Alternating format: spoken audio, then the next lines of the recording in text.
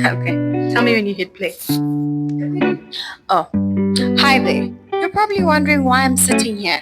Well, you're probably wondering who that man is. I will tell you who that is. That is the founder of Africa National Granite, which is a company that I work for. And here are the tips I want to give you for your kitchen. Okay, I just want to show you guys that it's very important whenever you guys are building your house and it comes to the kitchen part and the homely part that you make sure when you get these bright colors or these bright white countertops, you make sure that you use warm whites for your kitchen because you don't want to use an ice white, which is going to make your house look like an office or like a hospital. You would have to use an ice white for your darker colors, but that's the hint that